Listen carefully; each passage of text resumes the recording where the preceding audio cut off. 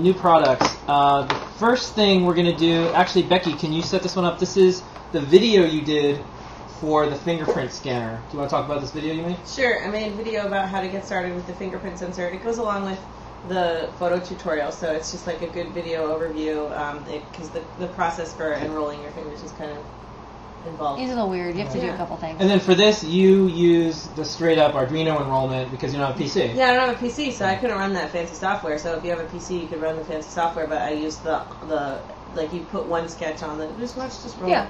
Yeah, rotate. Yeah. Okay. Yeah. Here it is. Today we'll be getting started with the fingerprint sensor from Adafruit. It's easy to incorporate into your Arduino projects. Yeah. To get started, hook up all 4 wires to your favorite solderless breadboard and connect power and ground. Next, hook up the green and white wires to digital pins 2 and 3 on your Arduino board. Lady 8 has written a special library for the fingerprint sensor, which you can download from the Adafruit GitHub repository. Once you've got your library loaded up, open the Enroll sketch from the samples and load it onto your board. This will help you register your fingerprints with the sensor. Open the serial monitor and follow the prompts to enroll your fingerprints. It'll ask you for a numerical ID and then ask you to place your finger, remove your finger, and then place it one more time so it knows it's got the right image.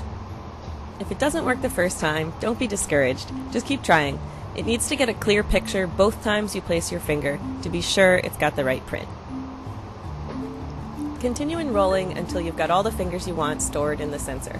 Then open up the fingerprint sketch from the examples folder. We can add just a few lines of code to light up some LEDs. Here I've set pins 11 and 12 as outputs, and 12 is my red LED, which I'll set high on from the start. Then find the bit of code where it found a match, and add some extra code to turn off the red LED, turn the green LED on for a moment, then turn it off and turn the red LED back on, indicating we've got a match. Load this code onto your Arduino board and open the serial monitor to verify that your sensor is actually reading your fingerprints correctly. It'll give you a confidence measurement for how sure it is that it's a match. The higher the number, the better the match. Wire your LEDs to reflect what you wrote in the code. Mine are connected to pins 11 and 12. Now you can plug your Arduino board into the computer and test to see if it works. First scan the fingerprint you know you've got enrolled with the sensor. Lights up the green LED. Next try a finger you don't have registered with the sensor. The red LED remains on. You can use this simple code to control any of your Arduino projects, like sound or even a solenoid that locks a safe. It works great with our RGB LCD display, which you can use to show extra information like whose fingerprint it was or deny someone entry to a door. We can't wait to see what you make with the fingerprint sensor, so leave a video response or share your project on our weekly Google Plus show and tell. More information. Awesome job, Becky. Yeah. Okay, there was one question someone had. What if you wanted to replace one that was enrolled? How would you do that? You can rename anything. It's not permanent, so you can reuse the flash for whatever. If you need to reuse retake a photo or change which finger is enrolled. So I'd ask you what number, and you would just say if it was number 4. There's like 160 slots. Number 4 again. Yeah. Yeah, and all the code and library is online. It's on GitHub. All on GitHub. So that's one of the things we do. We provide libraries and all sorts of software, open source software for our products. So please buy it from us because we work hard. Yeah, there's the step-by-step tutorial shows you how to put all of the things. Yes. This video is just kind of like an overview. Well, if you want to just do the video, I can show you the step-by-step process. Yeah, because it's like a lot of people don't really have to enroll, and that it's not like magical. It doesn't like magically recognize you. You have to teach it about your fingers. Yeah. Alrighty, moving right along. We've got a new badge in the store. We got permission from the Python Foundation, and we have logo. Python badges. That's awesome. And a little history with this. Woz suggested it. I did, because you were like, oh, we need to looking at all the different skill badges, and the badges are really cool. And I was thinking, what else do you need? And I thought about a coworker of mine who mentioned that until I learned Python, he couldn't talk to me anymore. Just because Python is really... Wait, but Scheme. But Python... Do you tell this guy that he needs to learn a Lisp derivative before he talks to you? But Python is actually super, super useful. You use it in test and data acquisition. You use it in, you know, biological modeling. You can use it in different CAD applications. It's just, there are a bunch of like different biomodules I want to use that are Don't get based me on wrong, it's Python. handy, but I don't think it's a basis for friendship. I said coworker. Oh. But Python is super awesome and very useful, particularly if you're doing any sort of computational biology or modeling or things like that. So Yeah. Their logo's boss also. it is pretty. I had no idea that the Python logo looked that good. It's a pretty logo. So it made nice catch. And then one in the works, Ruby is gonna You do be Ruby coming out. logo? Yeah, we could do Ruby, so that's coming That up. I don't know. I have to learn Ruby. I Yeah. haven't had time to learn new Yeah, languages I like know. that. Someone says we need an old school badge, a Perl badge. All right, someone wants to do a little character of Larry Wall and send it to me. Totally do it. Or a list badge. It could be- Lambda, you lambda, could lambda, probably lambda, do lambda. the camel, the O'Reilly camel for Pearl. Okay. That's not the logo, though. Not the logo, yeah. Is it Gonna, the logo for Pearl? gonna work it Must out. be. Oh wow, someone said lingo. Geez, that's Macromedia. Yeah. Macromind days. I don't think we're allowed to do that. Yeah, action script. Macromedia is definitely There has not. to be someone left that you can get. Yeah. Yeah. Okay. TCL TK badge. I would Oh, not. Tickle. We are not No. doing a Tickle TK Fortran badge. I'm 77, sorry. yeah. I freaking hate Tickle. Hey, Fortran is still used. Yeah. Yeah, Fortran. Cobol. Fortran's Cobol fine, badge. but it's nothing to be proud of. Cobol badge. It's not. These badges are supposed to be fun, though, or not like, oh man, I Most, gotta. most kids don't want to grow up to support legacy code. That's true. Yeah. I mean, at least Python is Art badge or fairly vector used. graphics. That's, pen. It could be the pen tool. Basic. My favorite tool. Can we do Visual Basic? No, we can't do Visual Basic. But it's one of the first programming languages I learned. Microsoft is not going to let us do Visual Basic. All right, all right. badges. Okay. Next up, we have They don't diodes. like us. Diodes. Diode. Great. Yay. So these are a pack of 1 in 4001 diodes. We have 10 in a pack because Yeah, I was they're like pretty that. handy. You guys want to do the talk or what? No, no. I think they're like debating the diodes. They're basically standard 1 amp, like 40 volt something blocking diodes. They're good for if you're for example you need to take AC convert to DC. They're good for that. If you want to put a flyback protection diode, these are excellent for that too because they can handle pretty big spikes. They're not good for switching regulators, but they're good for like DC blocking as well if you want to avoid polarity problems. They're not super fast, but again they can take a lot of current, so that's why we like these. 1 in 4001 is pretty standard. 0.7 volt drop. Use them all the time. Yep. Solid. Handy diodes. Electrician came by my office to actually get some the other day. He's like, Handy what? diodes. You don't have H bridges? I'm like, I have a bunch of diodes. He's like, all right. Make one. You can make one when Well, you this is mostly made out of diode. Here's can you talk Yeah, about you're, this? you This are is dressed up as a Yeah, I was trying to decide what to be for Halloween, and it's not a costume unless it's also an engineering pun, because you can't be an engineer without being punny. And I thought, current only goes one way, so I decided to be a diode. It was pretty classy, a little anachronistic. That style did not come into fashion until the late, that's a 20s fashion, and diodes didn't really come out until the late 30s, early 40s. Really? But yeah, even like I'll give it to you. like the first. the first diodes were like Like your after the gray hat. 1920s. Wow. Yeah, so it's a smart. little bit of an anachronism, but everyone's like the line is at the top, and like current only goes one way. So It all looks that's why better. the line It has looks to be. better. I mean, it also looks better at the bottom, at but the bottom, yeah. but you know what? Current only goes down. yeah. That's true. So To the ground. to the ground. It's got to go down to ground. So yeah, I wrapped myself in And you're red positively- cellophane one year, but You're that was positively really biased. it's true. I'm negatively I'm a biased. very forward biased diode. Okay. different. Next up, transistors. Next up, we have a bunch of standard-ish NPN transistors. These also come in a pack of 10 because they're super handy, and you want to have a bunch kicking around. These are also like 30 or 40 volt transistors. They're the PN2222s, which are, in my opinion, a kind of a better upgrade to the standard 3904s or 3906s. I can't remember which one's the NPN. But I think these can handle a peak current of like an amp. So we use these in the TV gun because you can spike an amp through them. And of course, the package is small, so they can't handle like an amp forever. Continuously, but you continuous. can spike an amp through them for a couple milliseconds, no problem. So they're handy, and like they come on tape, and you put them in a breadboard. And if you're ever using you need something just power like up to 200 milliamps, I think they can do continuous or something like that. Depends a little bit about what the voltages, of course, across them. They work great. Why do you think that the 2222 is better than the 3904? I think it handles a higher current spike. I think that's why I spec these, and the VC was lower. I did a couple comparisons. I was like, well, I mean, they're all about the same price. And so what I looked for was, these are the ones we use for the TV gun, and I expect these, or maybe I did some tests and I found that they could handle higher current spikes a little better. Okay. All right. A little harder to fry. Yeah. Moving right along. Yep. We've got this 4 gig card. Yeah. You want to talk about this? Yeah, these are, we updated the micro SD/SD cards that we have in the store. These are used for like all the shields, like the data logging shield, wave shield, GPS logging shield, micro SD, like all our displays that have micro SD cards in the back. It's handy because you get an SD and a micro SD at the same time, because you can just put one in the other and then you can use it as adapter. And the adapter is just like a piece of plastic.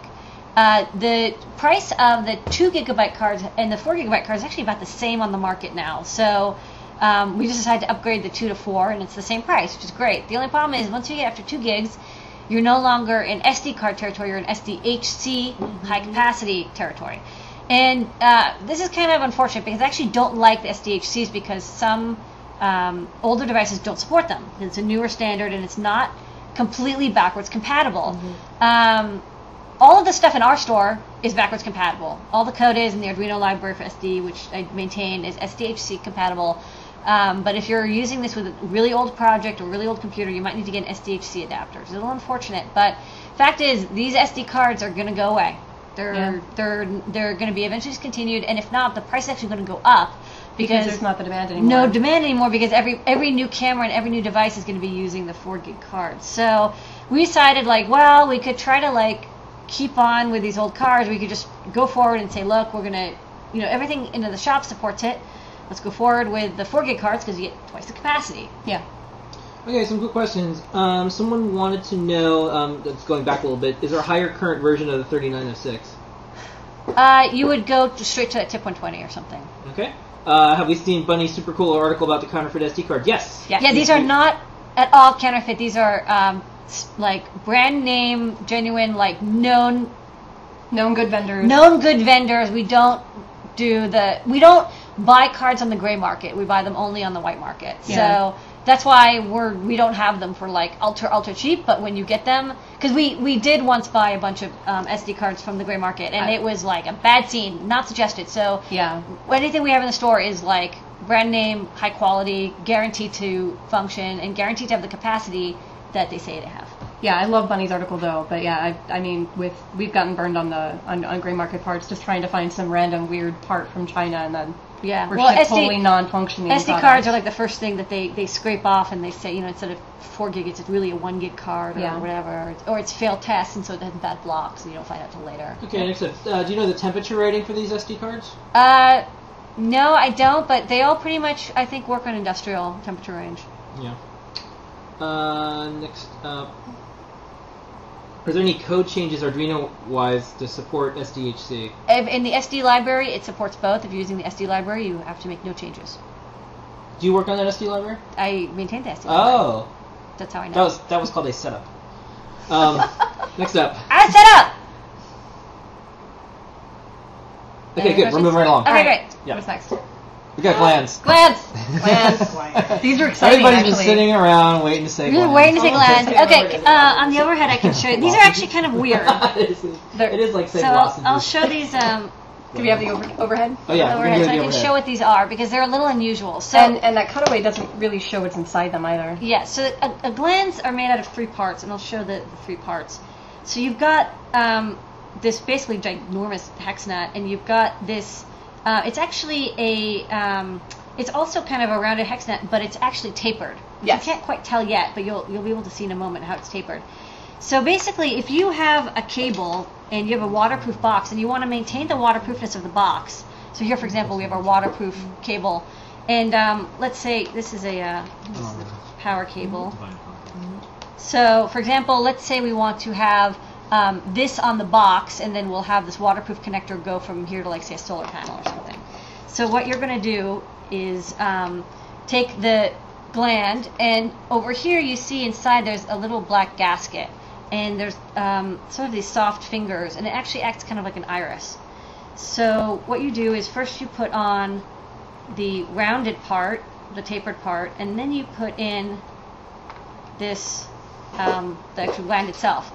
And then when you screw this on, what happens is it tightens the gasket onto it. And so as you tighten it all the way, the fingers close in around and press the gasket to be air and watertight against the cable. So as long as your cable is fairly round, it's now got a waterproof seal.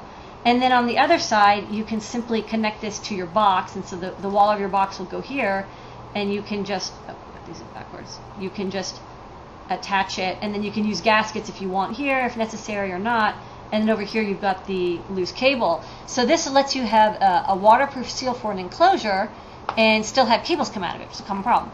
And these come in two sizes. There's the 7 size and the 9 size, and the diameter of the cables that these support is slightly different. This one can support slightly larger cables. Check the product pages for exactly what diameters of cables they support.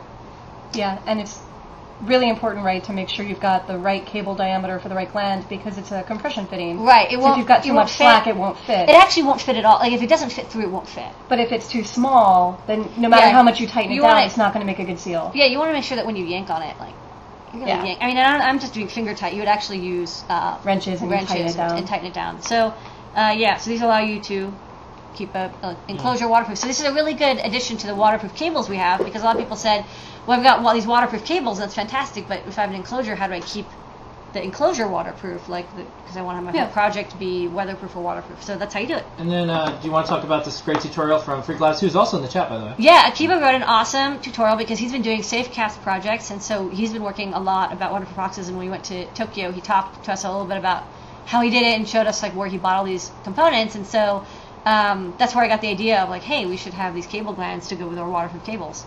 Yeah, so you can check out his tutorial. Maybe he can post up a link in the chat, because I don't have the link handy. I don't know where it is. Alright, next up. Lots of wires. Okay, next up, I'm going to show off these really handy wires. So again, on the overhead, these are premium male cables. So they're ribbon cable. So you can see this is a 40 pin wide ribbon.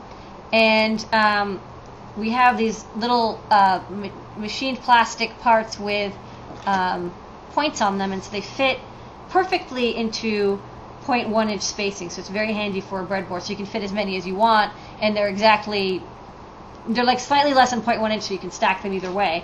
And the nice thing about these cables is because they come on a ribbon, you can tear off sections at a time. And so if you want to do like a project where you have like a bus line of 8 wires, you could tear off 8 wires and have them all in a row, and so you don't get as tangled wiring. You have a nice wire harness. And they're also very nicely color-coded.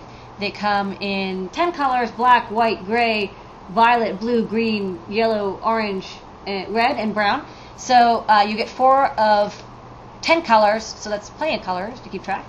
And we have a couple different sizes, so maybe on the big screen. Big screen. Thank you, Vanna Waz. Activate the big screen. Okay, thank you. This is the 12-inch model. This is the 6-inch model. And then we have the petite 3-inch model. But the nice thing about... Which is wallet size. For the engineer on the go. For the engineer on the go, who doesn't want to have to deal with bundling wires, because it's really nice. You can just... Yeah, you really can tear these. And then you can... of course, they work with... they're super strong. They're a little bit more expensive than the rubber-ended ones, but they're a little bit nicer quality, too. And, of course, they come in the ribbon. So we have these in female-female. And we'll be getting female-male, of course, and different lengths of all this. We'll have 3, 6, 12, and all different sizes. We got these first from the factory, and we want to put them in the store. So these are, I think, a really great way to do wiring. Okay, quick question. Do you know the gauge of the wire? I think it's 28. 28. Okay. It's 28 like or so. 28 or 26. Next up, are there male-female ones? We don't have male-female ones yet, but what you can do is you can get the female-female ones and then our extra long headers, and you stick them in the ends. But we'll have those in a few weeks. We're just waiting for those to get done. So they're in process. Okay, moving right along. This is a kind of an interesting product that's outside of stuff we normally stock. But you really liked it. Well, yeah, I guess I can introduce this one, or maybe Becky. Yeah, you're the ones who actually, you got to play this. I'll just poke in for a second. That's me. Hello. I'll get close. Okay. Hello. This is a product that I thought was interesting. So we have the power switch tail. Mm-hmm. Basically, it's a relay that controls a power strip, or anti-extension cord. And you can have an Arduino control. You can have all sorts of things. Very cool. They have to wire it in. But you have to wire it in. And for some people who just want to quickly be able to turn on and off something, they do LED installations, and the stuff is like tucked away or it's just hard to reach. This was a really interesting product from a company that I just happened to see online. And what it does is it controls a Bluetooth extension cord via a sound profile. So it's the A2DP. It's the audio profile. It's the audio profile. So it looks like a speaker. Yeah, it's a very clever hack. So it plays a specific sound, but it also has an iPhone, an Android app, and you can also use any type of computer, and you can probably use anything. The only thing is you can't use an Arduino or microcontroller because there are no Bluetooth modules that will mate with the... Not yet. I don't know that actually that is even possible. I don't know of a Bluetooth microphone. I mean, there might be one that can do it. There's the audio I don't profiles. know. But there isn't anything on the market now. But this is good for people with an Android app or something where they want to add power control, and you can do it locally without having to use internet stuff. Yeah, and use so a computer. I'll answer a quick question on this. It says if it works with an iPhone, does it mean it made for iPod chip inside? No, that's how they get around this. So all that stuff, audio. It's just all it is that you pair it to the extension cord, and then you just run the iPhone app, and it just plays the sound over the Bluetooth audio, and that's how it turns it off. Okay, so the iPhone pairs to the switch like it's a speaker. Yeah. Yes. And then it says, "Hello, my Bluetooth friend. Yeah. Play the following sound." And that sound that's how is you the turn control it on signal. and off. Okay. In That's fact, why it can even work on the web interface. Yeah. In fact, luckily for us, who made a video recently? I did. Okay. That was also a setup. So let's watch this video real quick, and you can check out what it does. Today we're looking at the Smart Cord from Z Smart Company. It's essentially a Bluetooth-controlled extension cord. You can use it to remotely control anything you'd plug into the wall socket. I keep a power strip on my desk to turn on and off devices I don't want to leave on overnight. This will save me from having to keep that strip on my desk, and I can control it with any Bluetooth device like a phone or computer. It behaves like a Bluetooth headset, which means it'll even play nice with things that aren't friendly to third-party devices, like your iPhone. There's even a web interface that'll play the control tone through any browser. It sounds like this. Did you hear it? I'll play it one more time. It's really straightforward to set up, and the app runs on all kinds of platforms. I find it really useful for turning on all my photo lights without getting up from my desk. And, turning them back off again. Oh no, did I leave my soldering iron on? I'm already in the kitchen making a sandwich. Phew. For more information about the Smart Cord by Z Smart Company, visit Adafruit.com. Okay. Nice work. Yeah. So anyways, this is an interesting little peripheral because we're seeing lots of people do lots of cool stuff with LED stuff that always seem to be a way, and I thought this was a cool, fast, easy way because everyone has a phone that can do this. And that's why they went with this kind of, I thought this was a clever way to make complete device compatibility without even having to go through the hoops of getting like made for iPod certification, all that stuff. Yeah. It's actually really good for art installations. Like I used to install stuff as my student employment job, and like students would never be able to figure out how to make their projects like automatically turn off and on easily for like gallery staff. Using X10 is like really buggy and it doesn't always work through stuff. This is super easy. Yeah.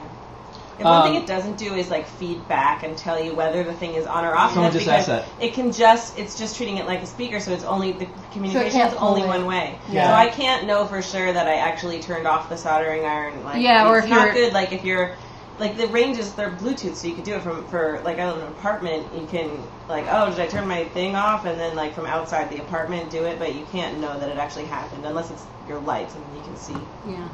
So then ideally it would be some Bluetooth device that has a two-way profile that it can... Yeah, but like that's the whole thing about the thing is the reason they do it over audio that way is because it's so versatile and you can do it on any device, your like iPod or your Windows phone. And it's $39.95. A lot of folks are like, oh, I would like to have it all do this stuff, but I'll make it Wi-Fi, and then all of a sudden it's like, this is a $500 power cord. Yeah. Feature creep. But you can write all kinds of scripts to like activate this thing on your computer, like from the internet while you're not home, or like there's all kinds of stuff you could do with it that's pretty. And you just fun. make sure that your the state is synced up with the script. So right, exactly. Just write clean code, and like if you're within range, it's never gonna miss it. Like I never had it not trigger it when I was within range. Yeah. Someone wants to know, is we have one open yet? Yeah, we took it apart just to make sure they did a good job and they have a nice relay. And we looked at the Bluetooth chip because we're looking at, well, as we talked about in the past, we're going to fix Bluetooth and have a cool series of Bluetooth things.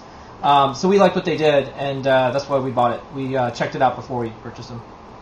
Okay. Next up. Level shifter. Level shifting.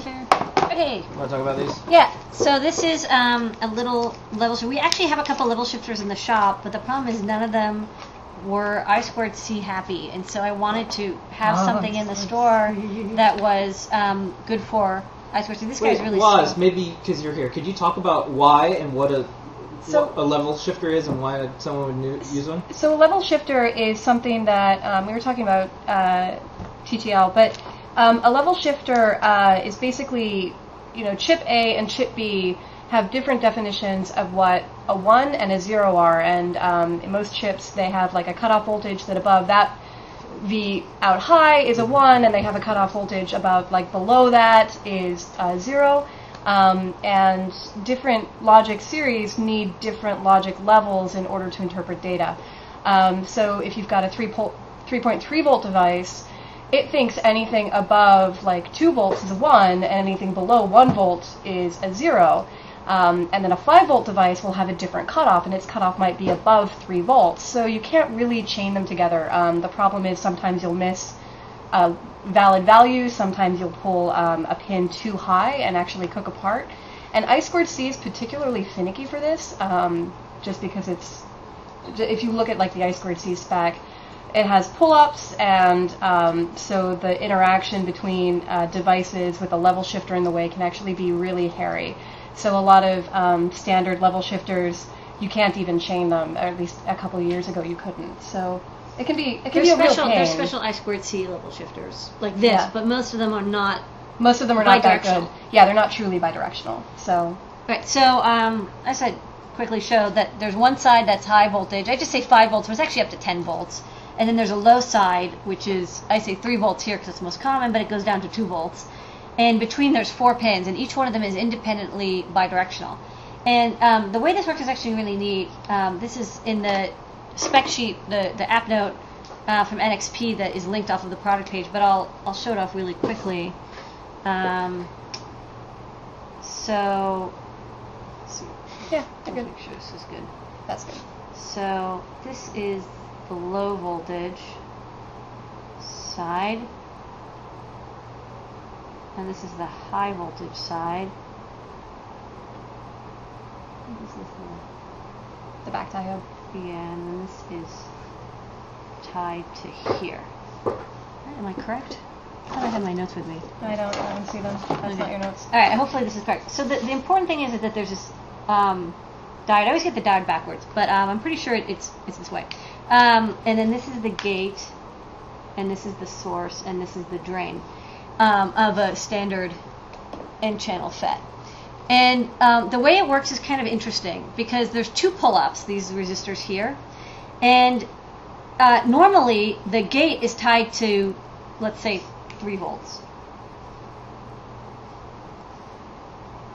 So the gate is tied to 3 volts, and the source is pulled up through this resistor here, also to 3 volts. So the volt to gate to source is 0, which means this is off. So since low voltage is lower than the high voltage, these are disconnected pretty much. The diode isn't conducting, and or maybe the diode's the other way. I think. No, sorry, the diode's this way. It's connecting, and both are pulled up high. So that's the default state. They're both pulled up through this 10K resistors. And then if the low voltage side is pulled down, then this is 0 volts and this is 3 volts because it's tied here. So VGS is turned on, this MOSFET's turned on, this FET conducts, and then this pin goes to 0 volts because LV is at, the low voltage side is at 0 volts. And if the high voltage side is at 0 volts, then this body diode inside conducts, and so the low voltage side is at, about 0.6-ish. Not, yeah, like 0.6 or 0.5. It's a very small diode, and the current conduct is very small, but it's good enough for signaling. And so that's how it works. Basically, the default is it's pulled up, and then each side can pull the other side down. Yeah, so it's active low bidirectional. Yes, it's active low bidirectional, and this is really good for I2C because I2C is an active low protocol. bidirectional. Yeah. So, but this actually works with other protocols, TTL or CMOS or serial type protocols, because they're active, but it doesn't matter because they just ignore the pull-ups. Right, and no matter if you've got this. As long as all of the relative voltages in the circuit don't exceed any of the breakdown limits for that MOSFET, 10 volts, then you're fine. You're right. As long as the high voltage is higher than the low voltage side, and this can go up to 10 volts and this can go down to 2 volts because the VGS has to be about 2 volts for it to turn on. And this works really great. And there's 4 of these on circuit because you can use this for 2 I2C lines or I2C in serial or a SPI or something. The only thing is that it, just watch out for the resistors. You want to make sure that they're about 10K, just so you, because there's a capacitance on the gate, and you just don't want it to slow down. But like I2C is so slow, it doesn't really matter. Yeah, 400. That's why this isn't used for higher speeds sometimes. Although I guess the pull-ups don't really matter. So it's a very funny hack. So the thing to note about this is that you can't really chain these too many times, depending on what you have. Yeah. Because if you've got so it's got a lot of space on this. One quick question: max switching frequency. Someone wanted to know. The max switching frequency depends on the first off, if it's a pull-up based system, it depends on the pull-ups and the capacitance of the line. The gate. This capacitance here, which you see as part of the FET, the gate to body, which is gate to source or gate to drain capacitance. I don't even remember the name of the capacitance. Is there a name for it? It's the body capacitance. Body capacitance. I thought it had a funny name like Miller capacitance. Bulk. No. Well, okay, so it's a bulk capacitance. That capacitor coupled with this resistor does create a low pass filter.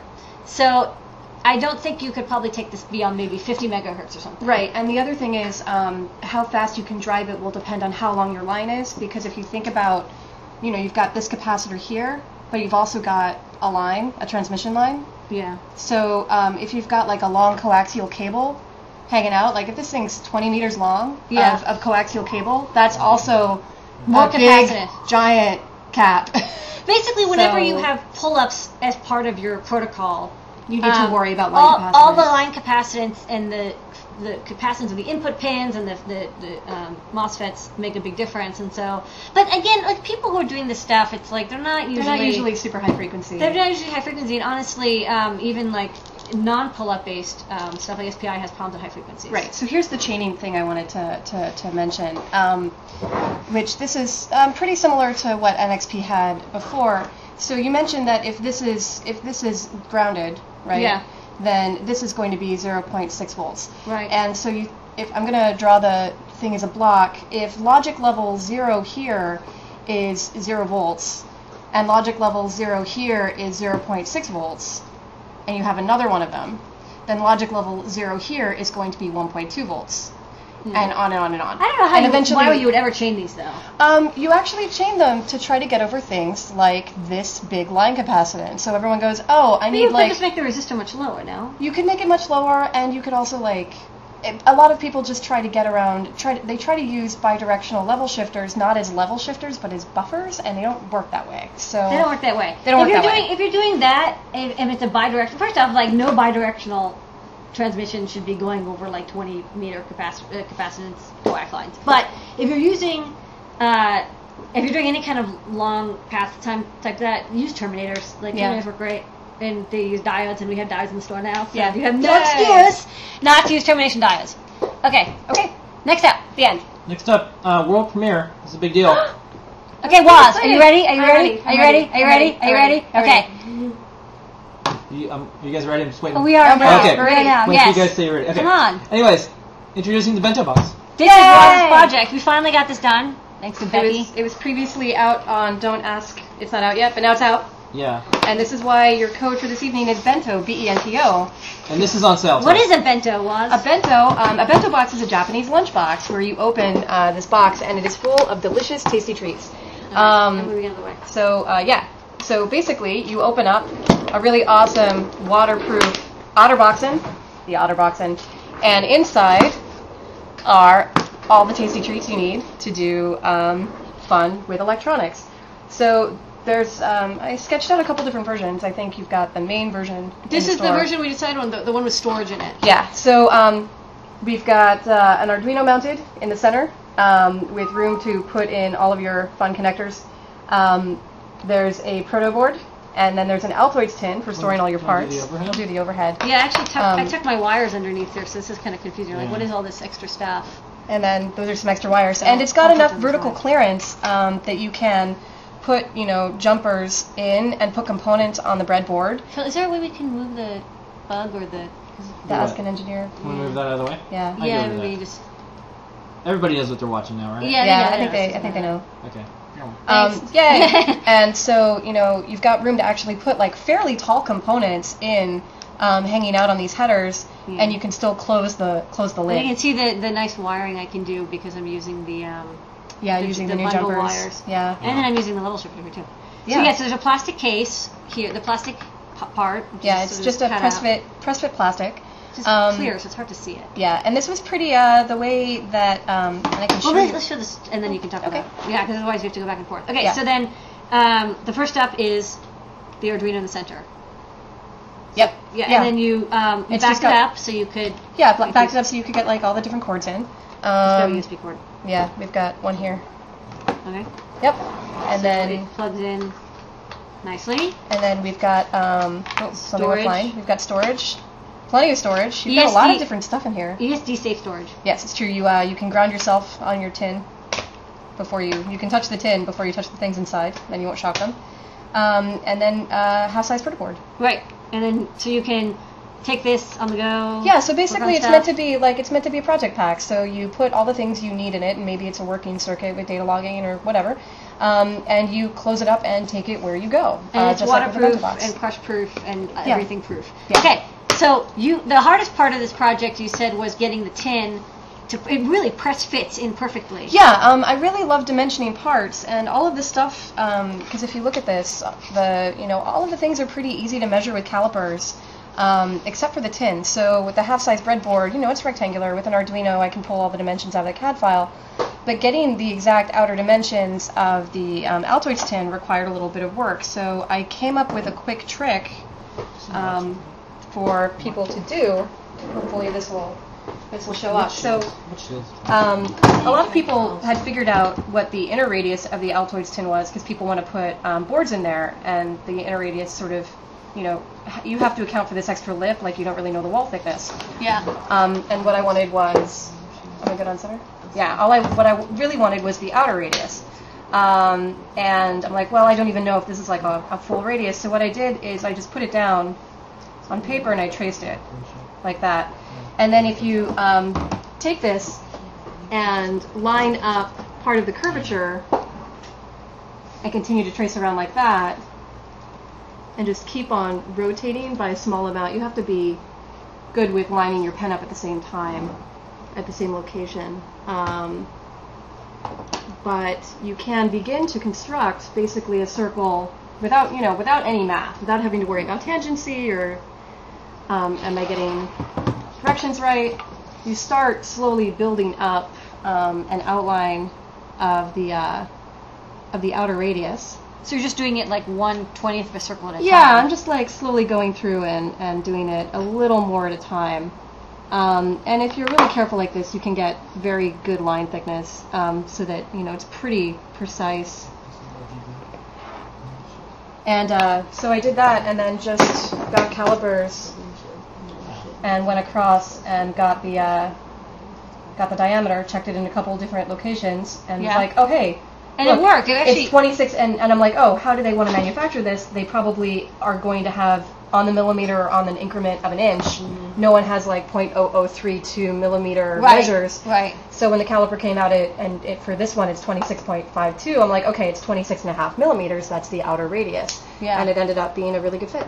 Yeah. So the nice thing about the fit is because the tin is stuck with the foam tape. It actually holds. It holds it in because the thing is you don't want to. There's no way to really glue the plastic in because this is like. It's acrylic. You want it to float a little bit, yeah. But you want it to. And if it's too tight, you can't fit anything in, and you'll crack the acrylic. Yeah. If it's too loose, things shift around, and the tape won't really do a good job of holding it in. But if it's just right, then it's just right. Yeah. When I was in school, I had to bring my physical computing project in like a take out food tin, and I put it in my bag, and then like it would fall around, the wires would fall out, and then it wouldn't work when I went to present it. And this is like the perfect thing because you can just like shove it in your bag, and none of your wire connections are going to get knocked around. That's totally why Wallace designed it. Really protective. I don't carry circuits back and forth as often as I used to, but man, college Becky could have really used one of these. Yeah, our nerd kits at MIT were these things that looked like briefcases and had. They were so goddamn heavy. They weighed like 40 pounds. They really were. They were. They were made of solid wood. And they were beautiful, but they were like butcher blocks.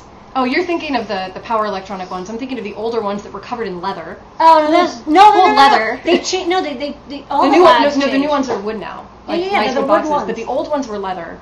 And they weren't as heavy. No, they were heavier. Really? Yeah, because they had like these ridiculous power supplies. I didn't take it leather. And they had like row after row after row of breadboards, and like so many generations of students were shoving the jumpers in way too hard. So like you had to know that nerd kit number 214 had a bad sector of the breadboard, and whatever you do, don't put your analog circuit there, because if you tap it wrong, like 12 volts comes on and off, and you cook stuff. I might have had that problem, but that was not my nerd kit number, and it's since been retired because they reuse them every year. But yeah, just like lugging that thing home was painful, and even though everything was bolted down, it had so much mass that it was like shaking. I don't even think I think I had one for Analog Lab. I didn't even take it home. I had one for Digital Death, 6111.